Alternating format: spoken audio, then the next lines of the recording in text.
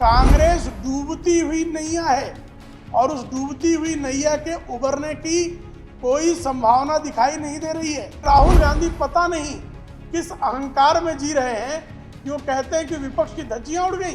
घुसपैठियों को निकालने के बारे में आदरणीय गृह मंत्री जी ने संकल्प दोहराया।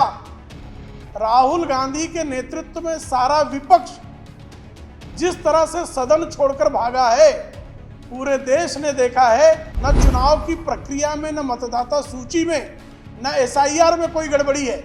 गड़बड़ी है तो कांग्रेस के संगठन में है। मोहम्मद मुकीम ने कहा कि श्रीमान मल्लिकार्जुन खड़गे जो कांग्रेस के अध्यक्ष हैं, उनकी उम्र अब अध्यक्षता करने लायक शेष बची नहीं है। ईवीएम को दोष देते हैं, एसआईआर को दोष देते हैं, क्योंकि बारंबार हारने वाले राहुल गांधी और उनके साथियों को दोष देने का उनमें दम नहीं है। श्रीमान राहुल गांधी संसद में, लोकसभा में विपक्ष के नेता स्वयं को झूठ की दुकान साबित करने पर आमादा है।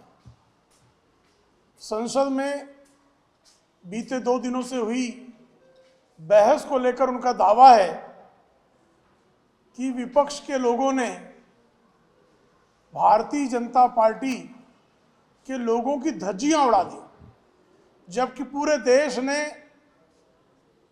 अपनी आंखों से देखा है कि सदन की कार्यवाही के दौरान चाहे वंदे मातरम पर बहस रही हो, चाहे चुनाव सुधार के मुद्दे पर बहस रही हो, दोनों मुद्दों पर जिस तरह से प्रधानमंत्री आदरणीय नरेंद्र मोदी जी और गृह मंत्री आदरणीय अमित शाह जी के नेतृत्व में सत्ता पक्ष की तरफ से जिस तरह से प्रमाणों और तर्कों के साथ बात रखी गई, उसके चलते श्रीमान राहुल गांधी समेत विपक्ष के नेता जो हैं वो बगलें झांक रहे थे वो।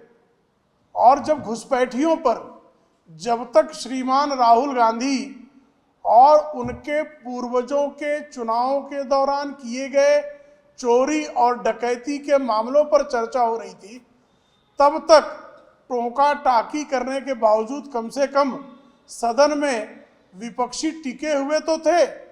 लेकिन जैसे ही घुसपैठियों को निकालने के बारे में आदरणीय गृह मंत्री जी ने संकल्प दोहराया, राहुल गांधी के नेतृत्व में सारा विपक्ष जिस तरह से सदन छोड़कर भागा है, पूरे देश ने देखा है कि घुसपैठियों के मुद्दे पर राहुल गांधी और उनके बगल बच्चा दलों की धज्जी कैसे उड़ी। जैसा आदरणीय अमित शाह जी कह रहे थे कि न तो ईवीएम में कोई गड़बड़ी है, न चुनाव की प्रक्रिया में, न मतदाता सूची में, न एसआईआर में कोई गड़बड़ी है। गड़बड़ी है तो कांग्रेस के संगठन में है। और कल उड़ीसा के एक विधायक मोहम्मद मुकीम ने श्रीमती सोनिया गांधी को पत्र लिखकर आदरणीय गृह मंत्री अमित शाह जी ने जो बात कही थी उसकी पुष्टि करने का काम किया है। मोहम्मद मुकीम जो उड़ीसा वगैरह में वैसे भी कांग्रेस के विविध राज्यों में चंद विधायक रह गए हैं, उंगलियों पर गिनने जैसे विधायक रह गए हैं। मोहम्मद मुकीम ने कहा कि श्रीमान मल्लिकार्जुन खड़गे जो कांग्रेस के अध्यक्ष हैं, उनकी उम्र अब अध्यक्षता करने लायक शेष बची नहीं है। मोहम्मद मुकीम का कहना है कि जिस तरह से श्रीमान राहुल गांधी कार्यकर्ताओं और पदाधिकारियों से मिलने का समय तक नहीं देते हैं, कांग्रेस डूबती हुई नैया है और उस डूबती हुई नैया के उबरने की कोई संभावना दिखाई नहीं दे रही है। और ये मोहम्मद मुकीम कोई पहले नेता नहीं है। कांग्रेस के तमाम नेता कांग्रेस के इस डूबती हुई गति को लेकर लगातार बातें करते रहे हैं। जिस तरह से बिहार में सिर्फ 6 सीटों पर कांग्रेस सिमटी है, ऐसे तमाम राज्य हैं जहां कांग्रेस का खाता भी नहीं खुला है। महाराष्ट्र जैसे राज्य में कांग्रेस जो है 16 सीटों पर सिमटी हुई है।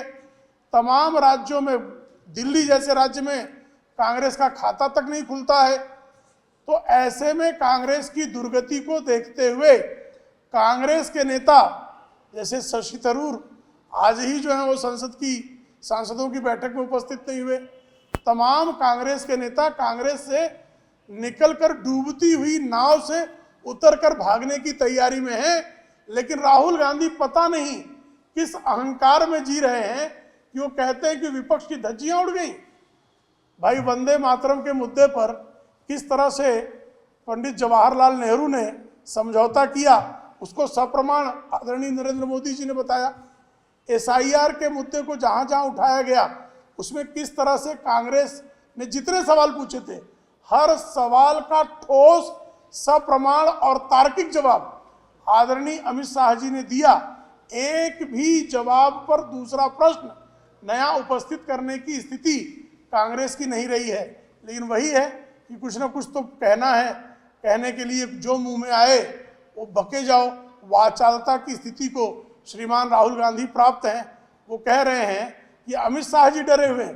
अरे, अमित शाह जी तब नहीं डरे जब पूरी केंद्र की सरकार, जब संयुक्त प्रगतिशील गठबंधन की सरकार थी और संपर्क सरकार सुबह शाम गुजरात के मुख्यमंत्री आदरणीय नरेंद्र मोदी जी और गृह राज्य मंत्री आदरणीय अमित शाह जी को झूठे मामलों में फंसाने के लिए दिन रात चालें चलती थी, तब भी अमित शाह जी जो हैं न डरे न झुके और जिस साहस के साथ मुकाबला किया, उसी का परिणाम था कि कालांतर में इशरत जहां के मामले में स्वयं अदालत को कहना पड़ा कि पूरी तरह से फर्जीवाड़ा गढ़ के आदरणीय अमित शाह जी को फंसाने का प्रयास किया गया था। तो श्रीमान राहुल गांधी, डर आपको लगता है और आपने स्वयं कबूल किया है कि जब श्रीमती सोनिया गांधी का नाम राष्ट्रीय अध्यक्ष के लिए हुआ तो बेटा बेटी दोनों जो हैं वो डरे हुए थे कि इनको राष्ट्रीय अध्यक्ष बना देंगे, पता नहीं क्या होगा।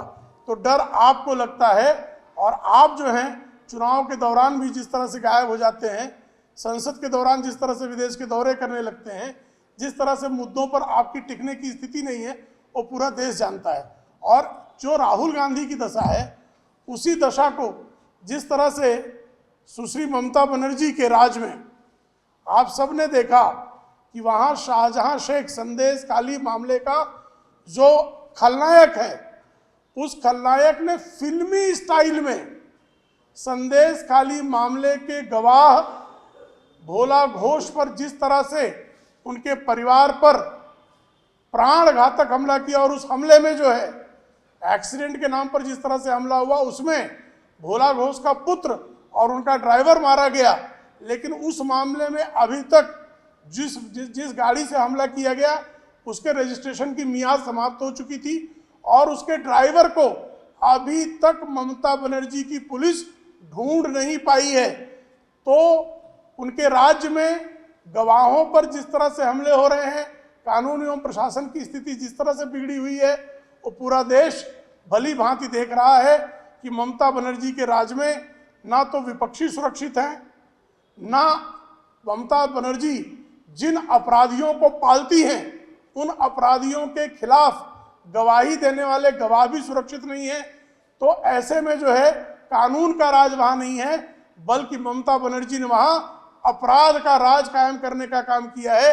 और ये दशा यही ममता बनर्जी की यही कर्नाटक में होता है कि कर्नाटक की जेल में जो है वो आतंकवादी विशेष सेवा प्राप्त होते हैं, उनको लग्जरी सेल खोल कर दिया हुआ है। तो कांग्रेस और उसके बगल बच्चा दलों के शासित राज्यों में जिस तरह का कुशासन चल रहा है, उसको देखकर वहां की जनता ऊब जाती है और उनकी सरकार को जो है अपदस्थ कर देती है।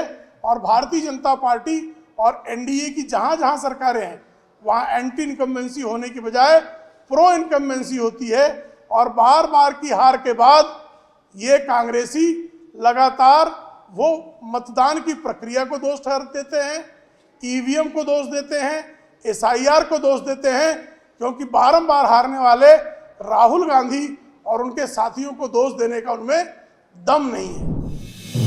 आप देख रहे हैं नेट्रिक न्यूज, साहस सच कहने का।